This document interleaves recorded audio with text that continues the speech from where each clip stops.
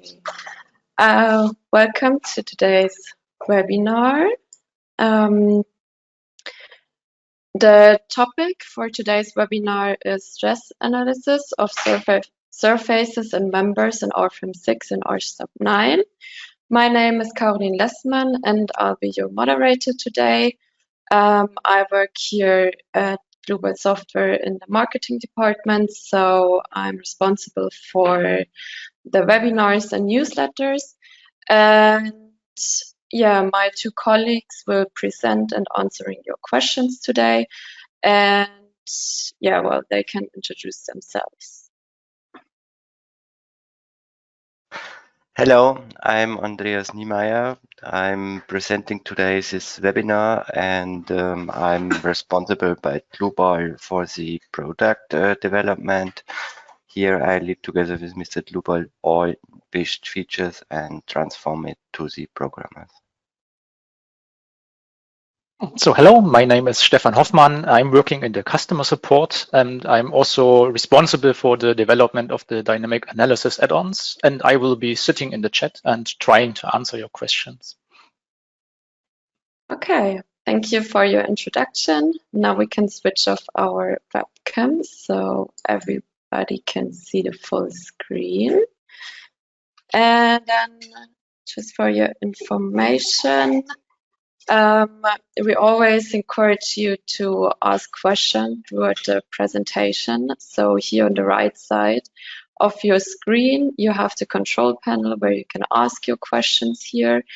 And yeah, if by chance we can't answer all the questions throughout the presentation, you will certainly get an email afterwards.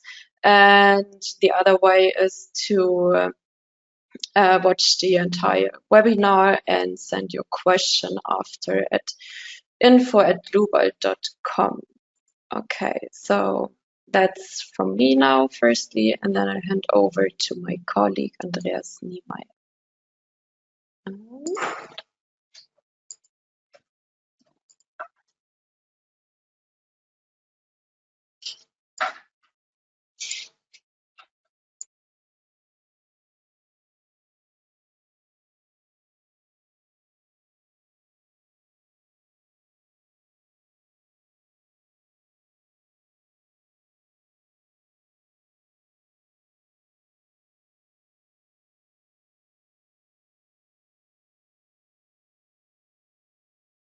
Andreas, you're muted. We can't hear you. Thank you. Thank you, Caroline. Okay, I start again. So thank you for overtaking. I start with our topic today, stress strain analysis in Rfem 6 and RSTAB 9. My task is, or my aim is, to show you what you can do with this program, what you can design, and what the limits are. For this, I have a short agenda. Let's say which elements we can design, what are the new elements you can design, and how you can document it.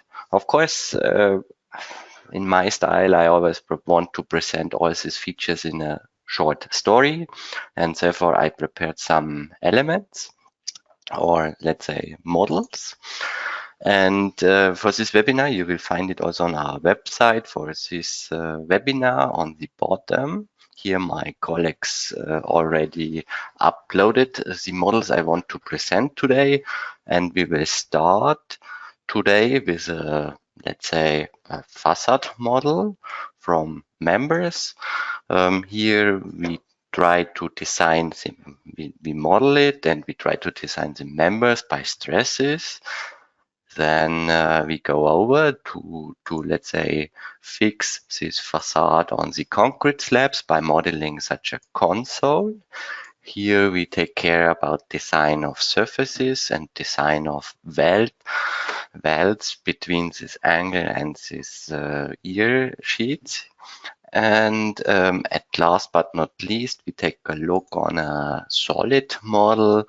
Of course, I want to show how you can let's say design such solid models with the add-on, how you can detect stress ranges, and how you can do solid sections.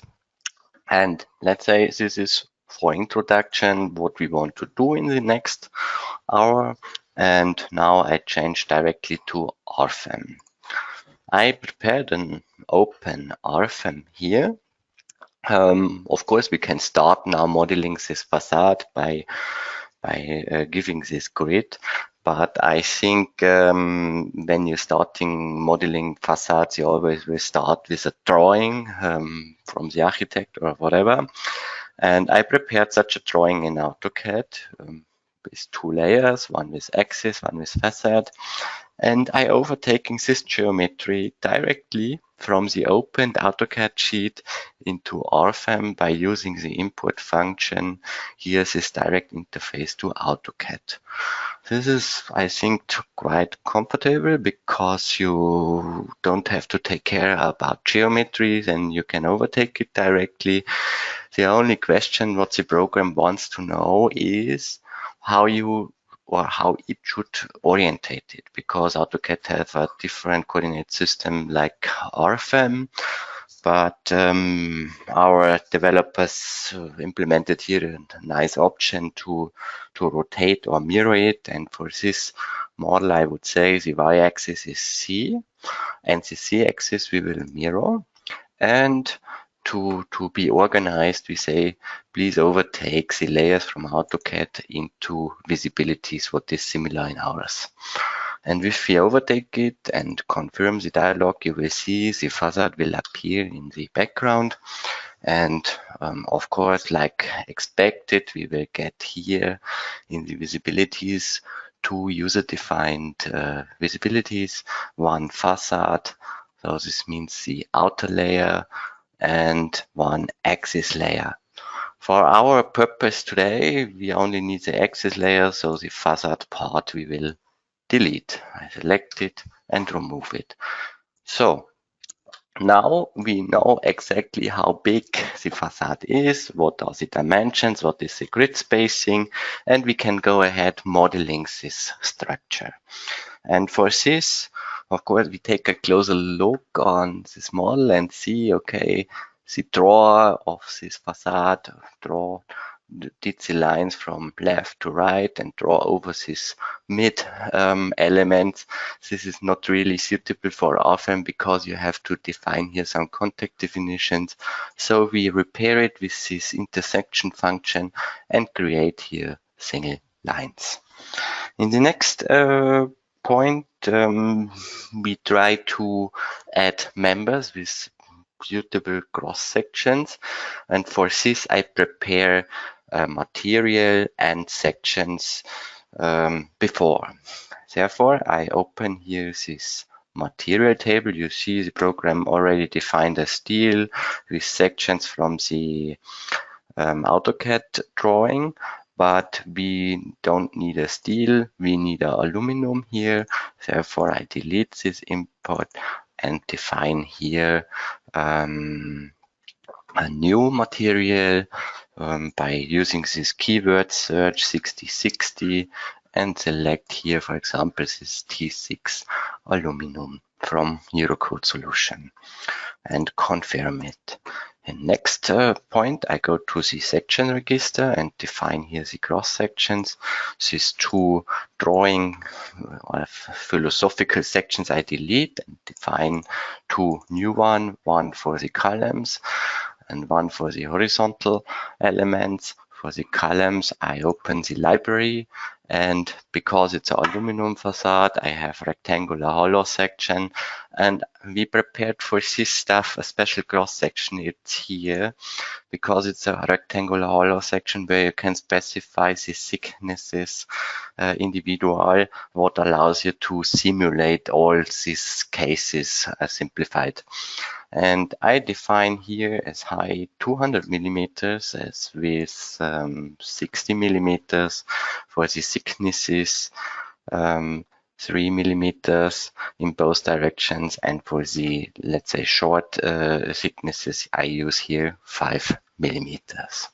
And because we have a similar cross section for the horizontal members, I select this already defined cross-section, copy it and modify it that it fits. So I change it here to 180. Okay, now we have prepared everything. We can assign it and we can start assigning. So I select here these vertical lines by pressing Ctrl at the same time and go here into the properties of the line and select here the option member. This is designed for Rfem, that it knows, okay, I have to apply now a member with a specific type. We use here beam, and as cross section we use the first one, and after confirmation the program is distributing this cross section to this line. The same we will do for the horizontal elements. So we select it, right click, edit, members, the same action like before. The only change is here that we use this second cross section. So far was everything easy. If we take now a closer look to this facade, we will see that the program have here rotated the cross section in a wrong orientation. This comes from the basic definition, how the members are placed in space, but it's not a big deal because we can open here the section list, can select both cross section and use here the section rotation and define here, for example, 90 degree. After confirmation, you will see the program is orientating the cross sections as expected. So far, we have defined now the grid of members, and we can start adding additional properties like, for example, hinges, and bring in some organizational stuff. And for this organizational stuff, I would to say, for me it's interesting now, when I draw with my mouse cursor above these members, you will see it will be only selected these elements between these horizontal elements again and again, but in reality these elements belongs together because it's manufactured from one beam. Therefore, I select all these members and say in the properties or in the context menu, members, please be a member set. The program realizes 4 different settings, and now we have defined it as member set. In the next fact, I want to introduce a news, or let's say a special feature from Rfem, what should help you for organization of structure and further also for design. And here, please open the base data and open the settings and options register, and you will find on the bottom here 2 options, member representatives and member set representatives. We will, let's say, activate both, and if we confirm it, you will see you will get here such red bubbles above the members, and you will get here 2 arms with a setting. And this means the program realized now we have here similar elements for these horizontal elements, and we have also similar elements for these vertical elements, and it could be much more. So this means the program realized now 2 unique positions from these 24 different members. And this is now easy because we can use these settings for, let's say, defining some stuff, for example, hinges. I can select all by using this option and say, yes, of course, we have a hinge on both sides. And later we can use this definition for reducing my documentation, because I can document only these 2 elements because it uses the biggest forces of all available elements and outputs it in this definition. But I will show you when we have these results. Now the structure is so far ready to apply boundary conditions. Here I starting with the load boundary conditions, what means we create a load case self weight and wind. For self weight, I open here the list. We can define here name, self weight, and when we take a look, of course, the self weight is activated here, but we have also to consider the weight of the class. And if you have to model such a facade, you know, the class is not inside the members, then it's in front of the members. Therefore, it bring us a torsion bending moment on these horizontal elements. And how we can consider this?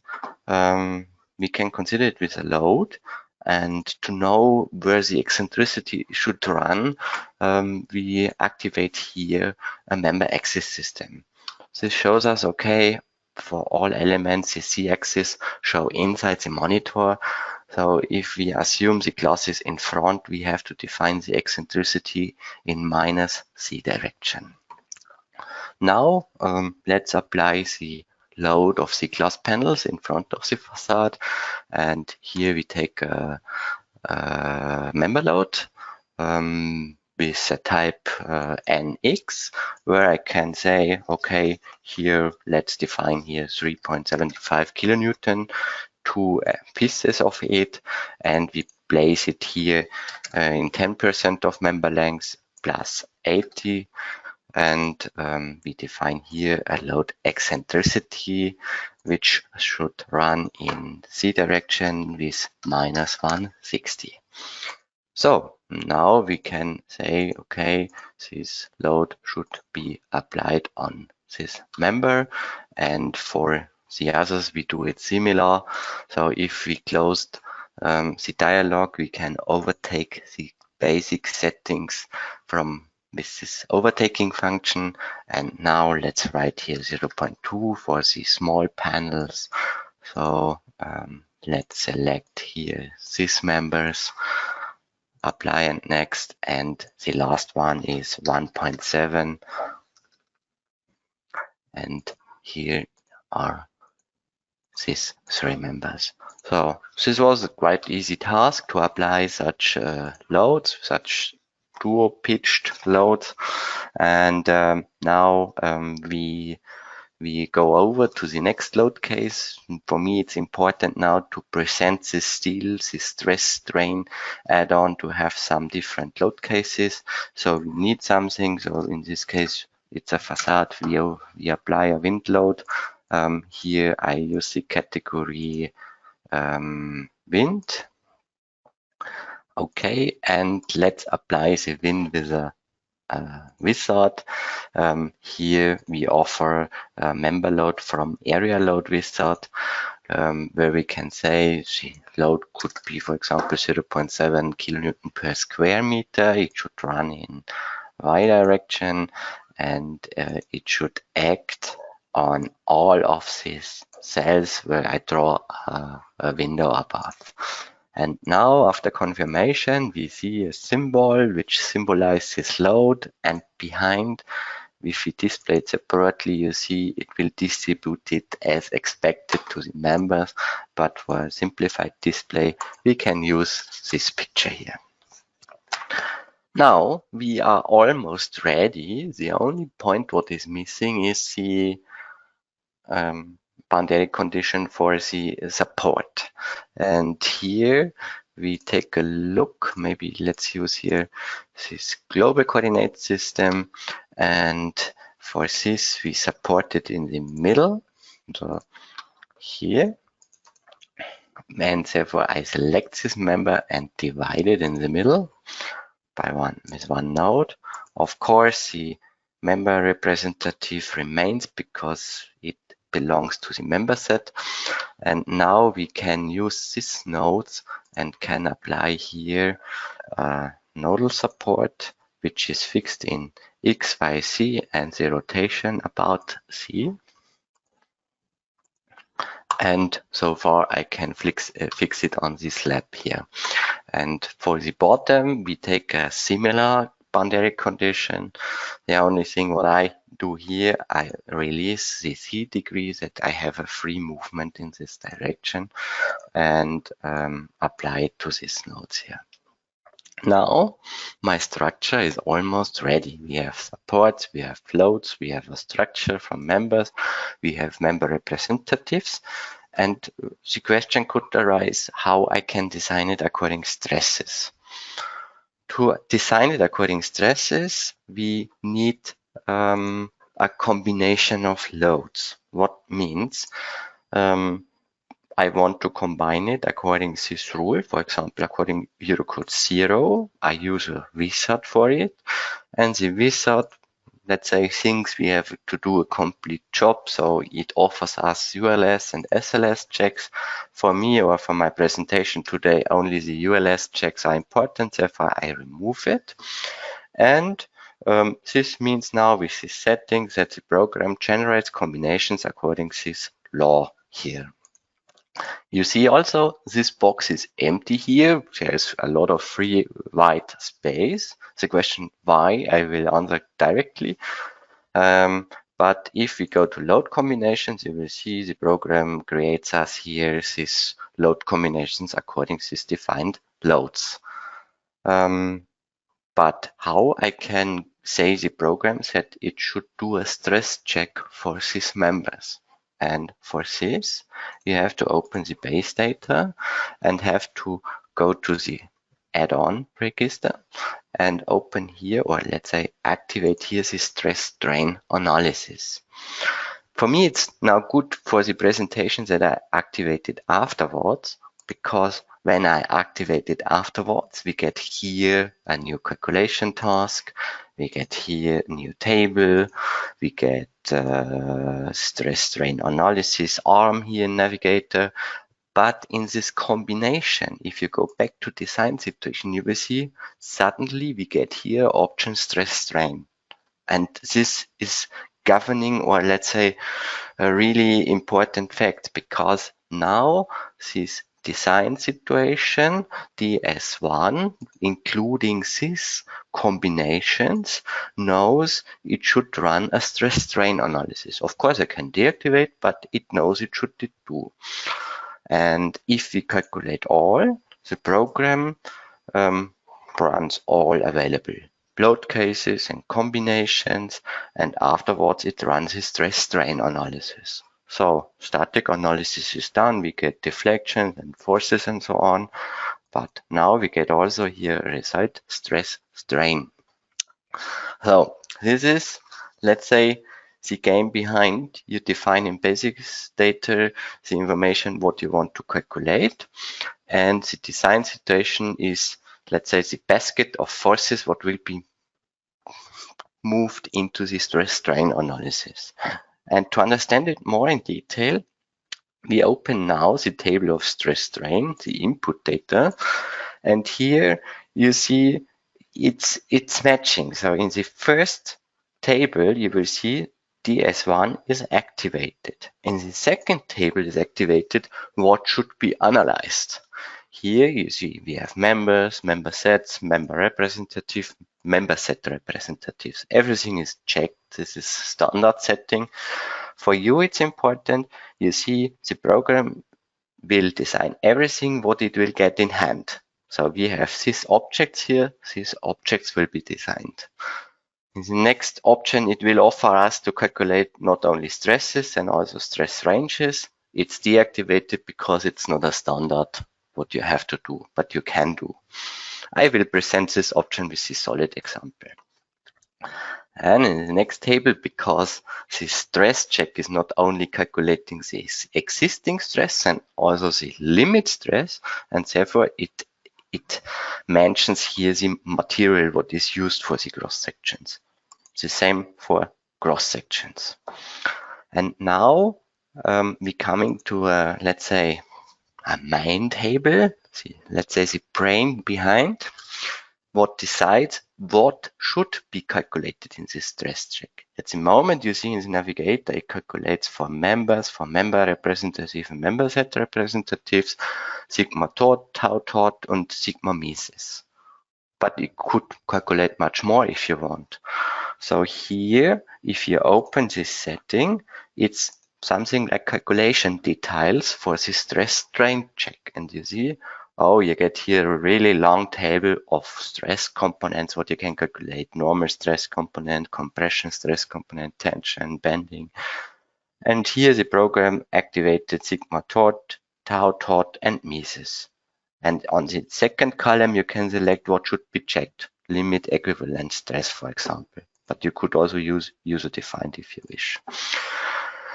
And so far, if you define this, you see this is not only one setting, then you can have several.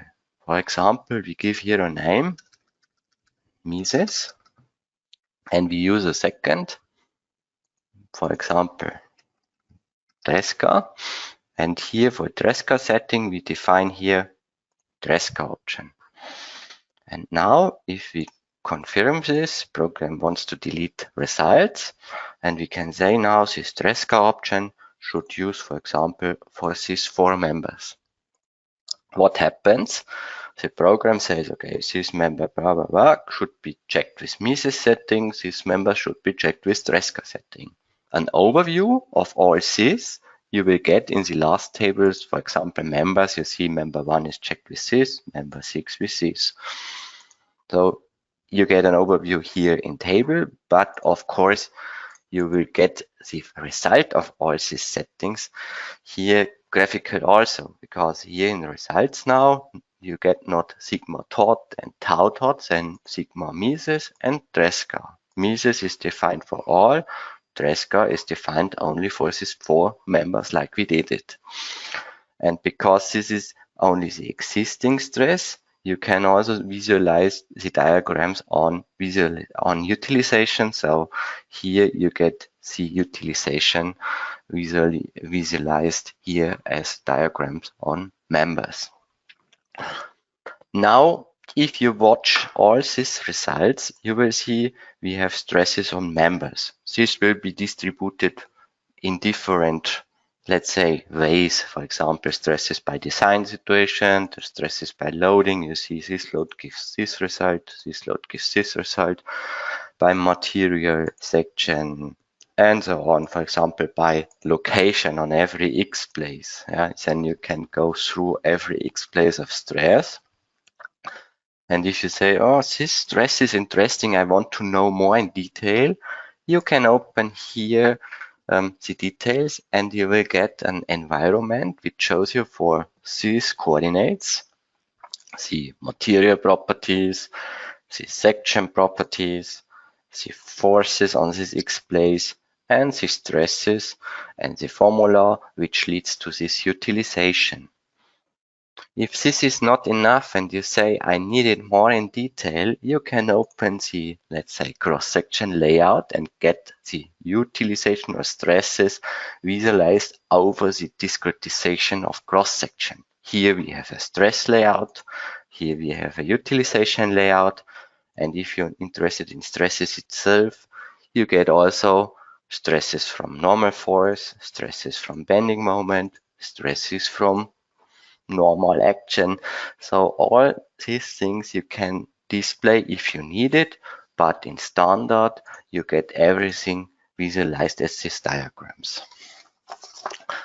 And now you see, if you watch all these results, endless results, we know as engineers the biggest one is interesting. You get it here, and if you need it for different positions, let's use these representatives. Because this representative says you, here this member, this is the biggest result for this horizontal element. And this is the biggest result for the vertical elements.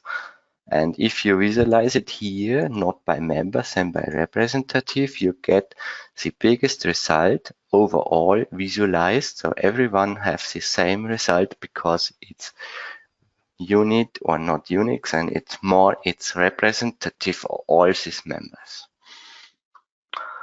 So this brings me to the end of this example. I want to show you here, maybe to repeat, how you can model a small member structure, of course, and how you can make a stress check for these members and representatives. And now we want to extend it, how you can use this add-on for a surface model. And we imagine we have to fix this facade here. We read in static analysis that we get here, let's say, forces, maybe 16.3 kilonewton downwards and 14.3 kilonewtons out of monitor, and we have to overtake these forces from this frameworks model to the concrete slab. And how we can do this?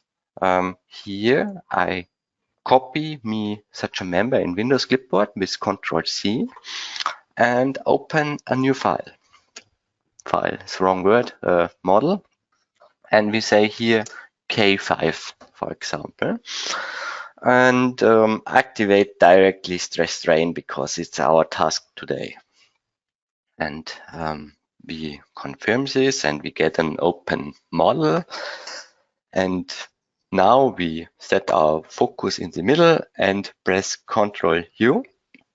The program asked me if he should give an offset for this model. I don't want, and get this member fragment here in my model. If we display this wireframe model, you see it's a member with a cross section, and if we select this member and go into the context menu, you see we get an option generate surfaces from member. This gives us now a discretization, a surface model discretization of this cross section. Here we have the surface thickness 3, here the surface thickness 5. But in fact, we need only the floor plan of this structure. So if we take a look here, maybe let's deactivate this table. We have now to fix this facade to the concrete slab, and we have to model here a console what can overtake this. And this is my basic geometry what I should overtake. For this, I select this line here and say, I have to move it maybe in right direction, and we copy it. We use millimeters for better description, and we move it in X direction. We know plus 1.5 because it's a half of this 3 millimeters, plus the thickness of the console maybe 10 millimeters and a half of 5 millimeters. And I can calculate directly such inputs, and with confirmation we get the line on the right side. The line for the left we can copy by drag and drop. Now we know this, let's say, surface members here don't have to run completely to the outer edge of this cross section, so I shorten it a little bit. In this case, I don't create the copy, and I change it here with minus 30 millimeters and confirm it. For the other side here on this place, I select this nodes, and I have to maybe to extend it to connect to the concrete slab. So I use here also a modification in y direction with minus what we need here, minus 2.5, minus 50, and minus 5 again. And then these elements will be extended here. Now let's create the first metal surfaces. Therefore, I select both lines and move it a little bit upward at first, here with minus 50 millimeters. And now we draw from moving it down with a copy with 100 millimeter, a new surface by defining the vector, and here by using step links, by saying please create a surface in between, and if I confirm it, I get here my surfaces from these elements. Now we can create, let's say, the first part of the angle, what connects to the concrete. Here I use a function create node between two elements. for example, here this, and we create the standard node and apply it. Now we can copy it directly on the bottom, and we move this 10 millimeters above. So we say here -10. Okay, and the same for this node here, also 10 millimeters. Now we know the height of this back element. We move these nodes now finally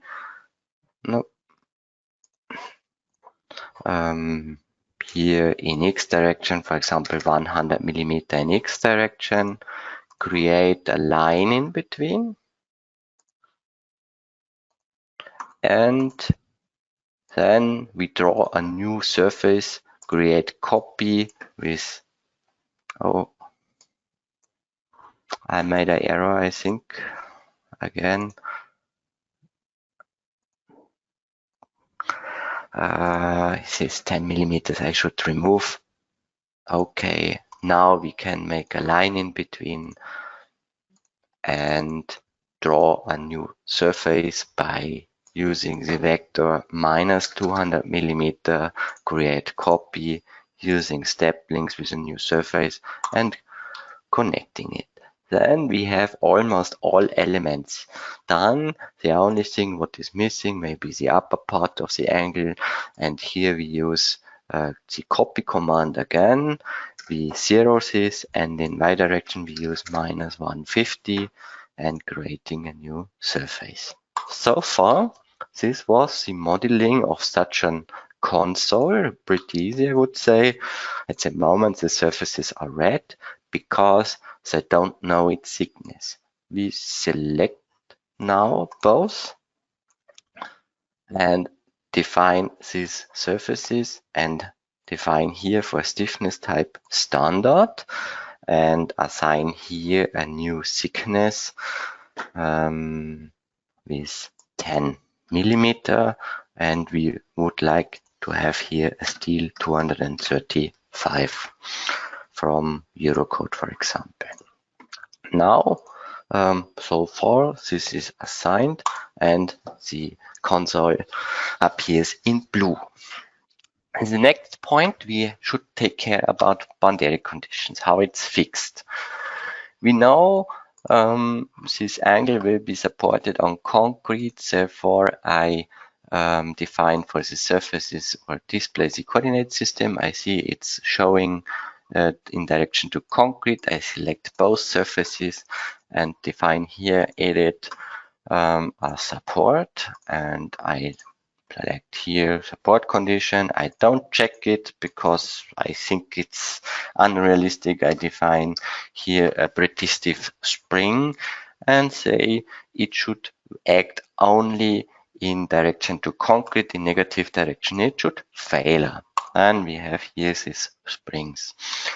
In next situation I have to take care about, because it's not supported but it can removed, so I have to fix it against tension, so we have to use anchors here. So I use this corner node, create here a copy with -50 and in Y direction with 50, and let's create a node. We get it here, and the same for this node where we only change here this minus and get here the place where the anchor should be placed. The anchor have a diameter of 10 millimeters, so let's define here a hole. We pick this and define here a radius of 6 millimeters, for example. The same for this. And we know now this node will be supported. We have to transport the forces from this element to this node, and for this I use a so-called coupling element. I use here a surface condition with stiffness type membrane without tension, so it can only transport compression force in membrane direction.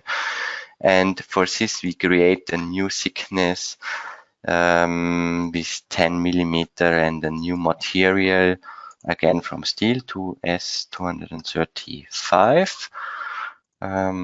Okay. Okay, and now we place this surface inside this hole. Now we can place a nodal support here. We define here an let's say nodal support without rotation fixation and place it on this situation. And now we do a second. The only difference will be that we release it in X, that we get no how to say strain or unstatic or unrealistic stress in between. So now we have modeled this situation. In the next instance, we have to model the place, or how to say, the load introduction. So it will be introduced in the center of gravity of this floor plan of this column from what we copied initially. And for this, I create only a short member here. To know the intersection points, I draw a window above this line, and you see it will cut it directly with the cross section. The remaining elements I can remove. And now I select these lines and give these lines here a member stiffness. I say it's a member, and because it should only transport forces, I use here a rigid member. And now I can place my load on the middle point, and this rigid member will transport it to this surface model. The only thing what is missing is that I have to introduce it here to this surface model. Therefore, again, I model here a hole with diameter of 20, so I define a radius of 10, the same on this side. Okay, and let's introduce again here this membrane without tension with this thickness number 4 and place it here inside this hole. Now the model is almost ready. We should define only now these forces from the facade, and if we remember right, we have 16.3 kilometers downwards. I use this component solution, so 16.3, and in y direction we have, I think, 14.3.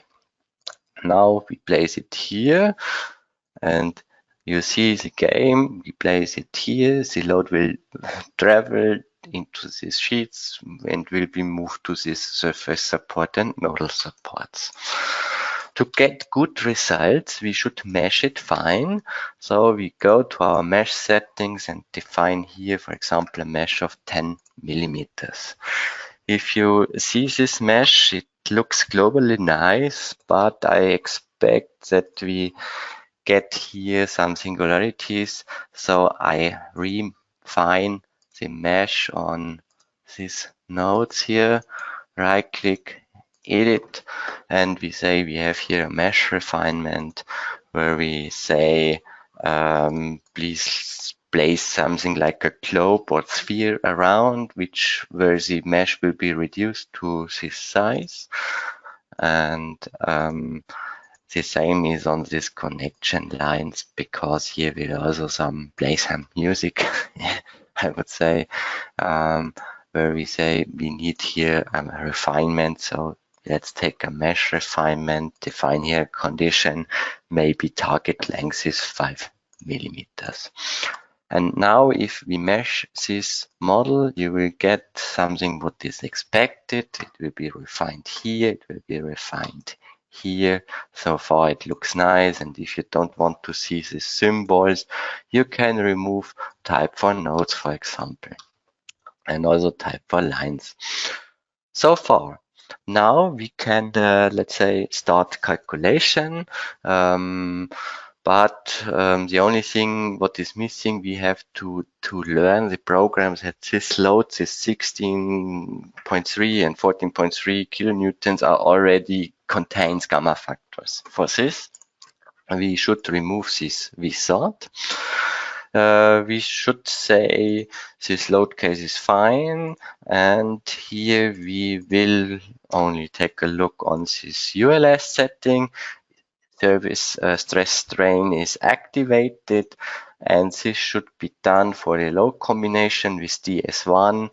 And here we say, please consider this load case, because it could be done linear. And if we calculate all, we get the static analysis with, mentioned with SA, and the stress analysis. From, let's say, plausibility control of static analysis, deflection goes downwards with 0.3 millimeters, it's fine. And the support forces, maybe contact forces, is also fine. It will be pressed against concrete and supported here. So far, I would say model is reacts as expected, and from stress strain analysis, you will get here, similar to the member model, a selection of stresses, maybe meso stress for stresses. Maybe take here stresses on surfaces, the existing one, and utilization against the limit stress, where you get the utilization. Now, what is a little bit disturbing is when you read this utilization, or let's say these stresses, you see you are almost by 600 Newton per square millimeter, what is pretty high. If you want to search where is this peak, you can define here a limit with 235, what creates you a special panel what running to red until 235, and the peak over is only this dark red, and you see how it's only this singularity here and here. So I think you can optimize by displaying only these elements what should be designed, so surfaces, stiffness type, standard, and you see, okay, now we have not 600 and 430, and the peak is here. How we can remove it? Of course, it's let's say a singularity, but in this case, for example, you can use a nonlinear material to use a yielding effect. For this, we activating here nonlinear material behavior and activating it for this material here, nonlinear elastic surface solids. And if we rerun now the analysis, you will get, let's say, for the stress, for the existing stress, something to the yield stress, what means we have now here a yield stress as 235. So far, results okay. But the question is, do we have a yielding effect? And we have to check it. And this is now also the cause why the add-on is called stress strain. You can calculate with the add-on also strains. It means you can activate it in the global settings. And if you go to the surface configuration, similar to the members with this table, you can say, please calculate only sigma equivalent mesos, and for the strains, please calculate epsilon mesos and compare it if there is a plastic strain with 50 promille, for example. And now, if we calculate this add-on again, we get not only stresses and utilizations, and also strains. And you see, okay, your strain is here by 1.9, so far everything fine. And you can check it here. So now we come to the point that the surface is fine. We have to take care about next topic, what means welds. If you have to weld these elements to the angle, we offer in Rfem 6 a new solution. It's hidden here in the types for lines. You can place here line welded joints. It's a typical post-processing effect, what means you can define how the weld is looking like, if a butt joint, corner joint, lap joint, T-joint. Here you can say, okay, the shape is a single bevel, double bevel, single J, or a double fillet. You can specify the size and you can place it here in between, where you say this line, this element should be connected to this element. The same for this element connected to this element. And similar to members and surfaces, you have a stress-strain analysis where you can specify which element should be calculated. The program offers you, or it calculates, it transforms the stresses on the edge of the surface to a normal load, bending load, shear along line, and shear perpendicular to line, where you can say, please use a smoothing or no smoothing, and do you want to use a simplified or directional system.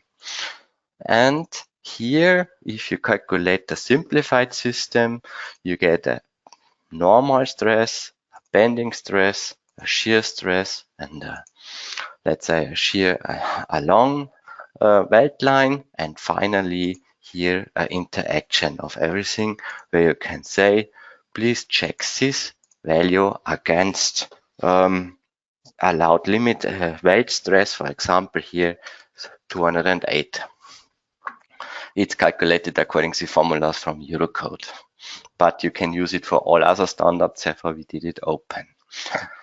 And when you calculate this, program deletes results from stress strain, and after recalculation you get here a result for surfaces we deactivate and a result for the line welds. You see here normal stress, bending stress in X direction, surface stress in X direction, shear in vertical direction, and the interaction plus a utilization. And where you see, okay, here we have a small peak what is overutilized.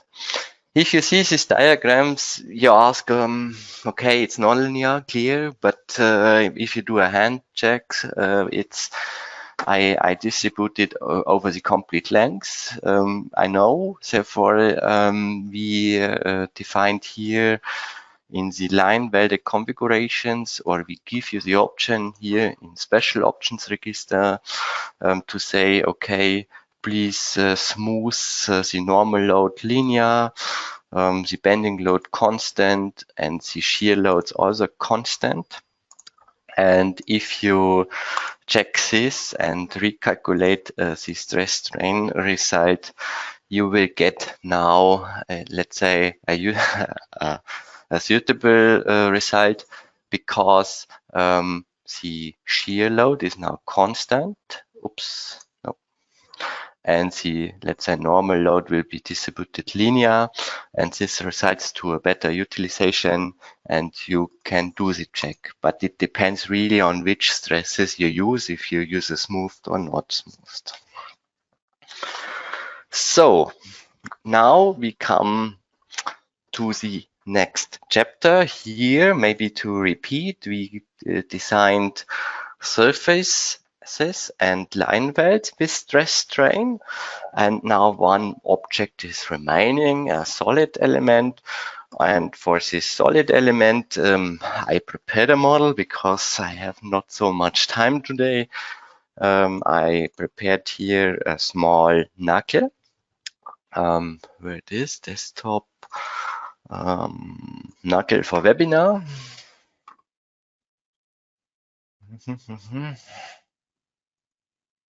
No. Again, open.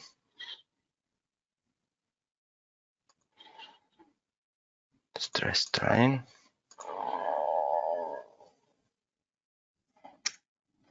Let's open it. And here you will see a solid model, maybe for overview, remove mesh, remove load. It's made from surfaces with thickness 0, and I filled in a solid condition. The model will be supported here with a surface support in this hole and this top and bottom surface, and it will get a load maybe downwards and upwards to create different stress situations in this model. If you calculate or display, make a plausibility check of this model, you will see the deflection is going downwards. What is clear? Yeah. And for checking loading boundary conditions, you will see you get the restrainment for the top surfaces, pressure here, and in the inside, in the bearing, you get also pressure vice versa, transporting a bending moment. So far, it's reacting fine, and it will give you, let's say, stresses in X, in Y, and Z directions. You get extreme stresses, what is interesting for design, and you get also here strains. So it's different to maybe members. You get directly here internal forces, this like stresses, what is, let's say, logical for solid elements. And the program will display you these forces, or let's say stresses, on the boundary surfaces. If you want to look inside, you can create a result section and can define a cutting plane in structure. For example, we cut here in X direction. Then you create here a view inside the model. But all this, let's say, output gives you only the result of this selected load situation. If you have more and you have to do a design, the question appears how I can do a design. And this is the task of stress strain, because the stress strain add-on gives you the option to check amount of or a series of load situations and gives you the biggest stresses from it.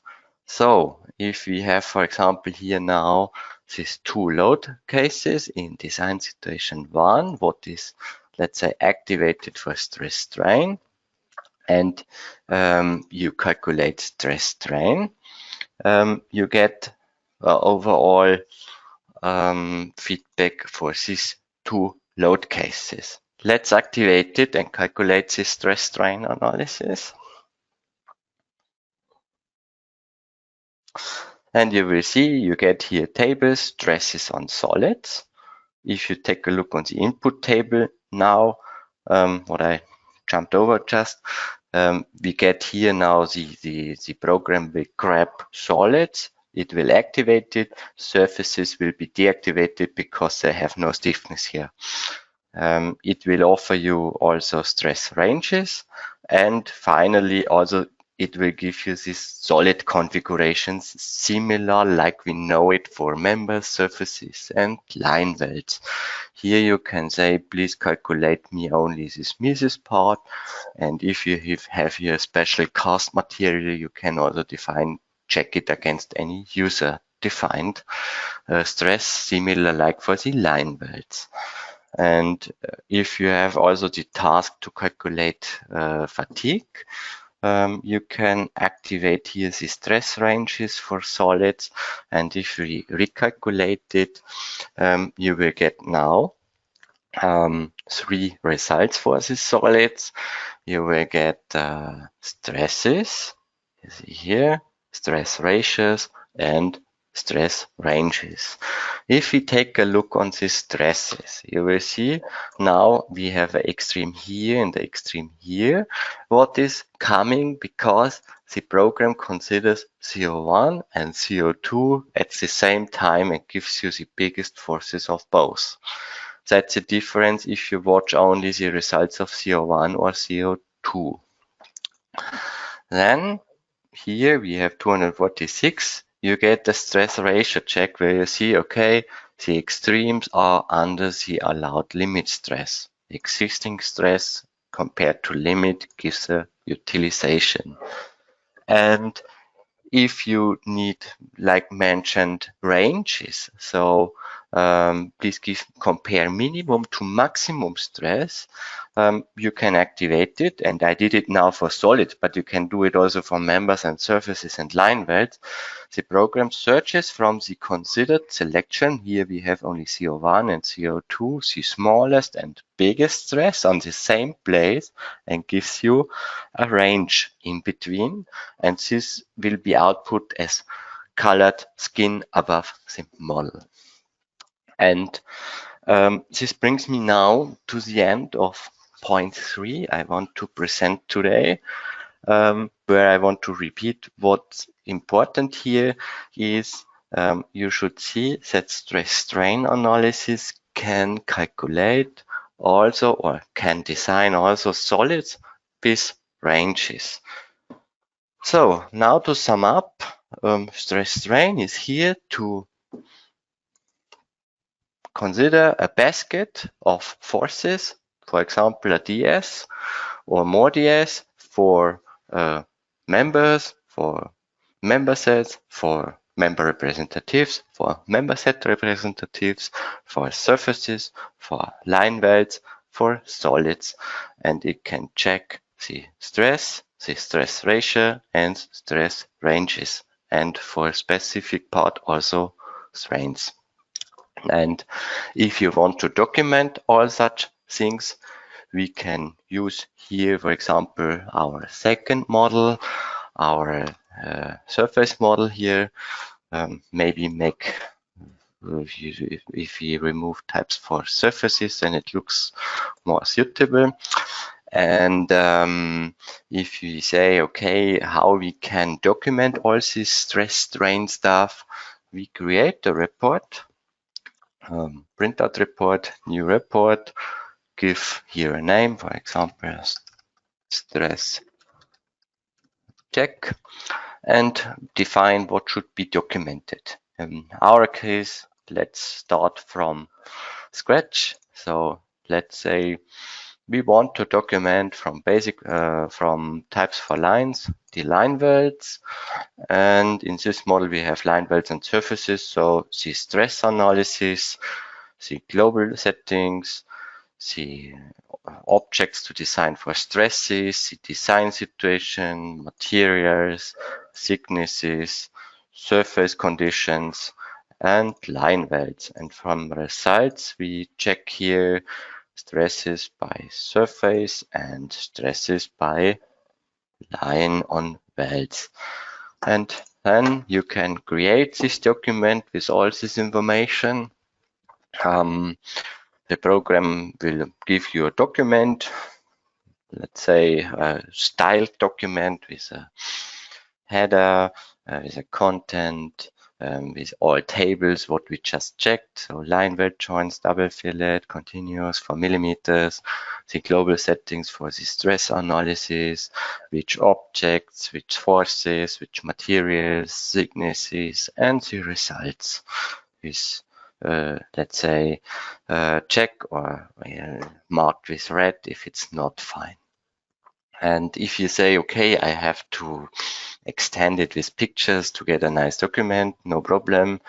You can say, okay, let's open the stress strain analysis and make a picture from the utilization of surface. And if you say, it's really blue and I don't see the focus, and you can say, yeah, let's visualize only the surfaces, what should be designed, and use here these so-called gray zones below the isobands. And this is a special feature which should help you to hide uninteresting parts. You can say here, please hide the 1 promille of uninteresting part, or maybe 5 promille, or maybe 10%. Then you see, okay, he hided now 10% of the uninteresting stress, what is not so close to the limit, and the rest will be visualized, and then you can make a nice picture without playing with the colored panel, and see directly where it's interesting. And you see, okay, interesting is here's the load introduction, here's the load introduction, here's the load overtake from this to this element. And now let's find a good placement in space and print the picture to report, where we say make window filling and with 3D option, for example. And now we move this picture into the report. And the same we are doing for line welds.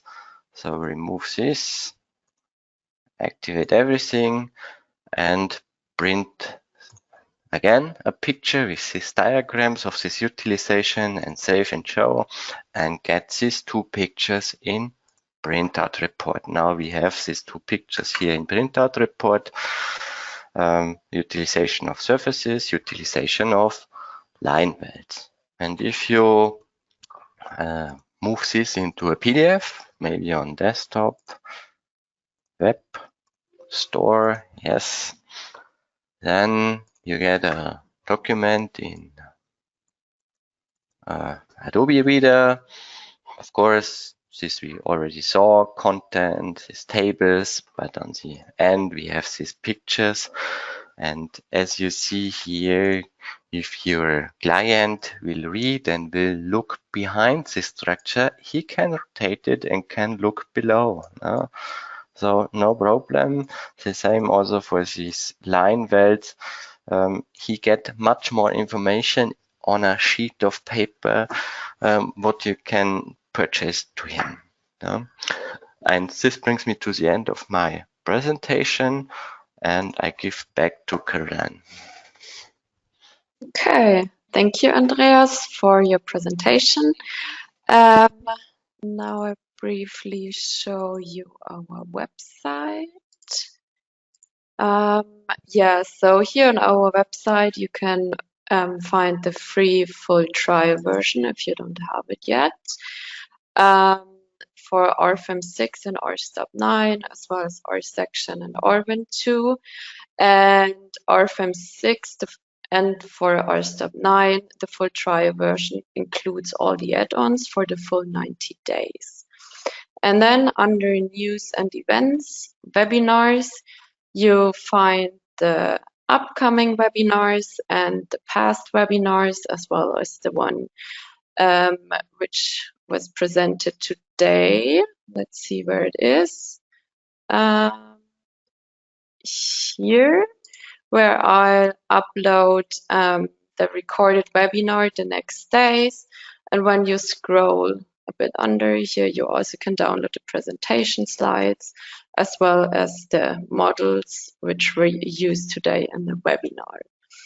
And yeah, that's it from today's webinar. And if you now leave the webinar, there will be a survey. So it would be nice if you take the time to answer the questions. It won't take long. It's quite important for our quality management. And yeah, the worst score is 1 and the best score is 5. And yeah, so thank you for your attention. Thanks to my colleagues for presenting and answering the questions. And yeah, have a nice day, and hopefully we'll see you next time.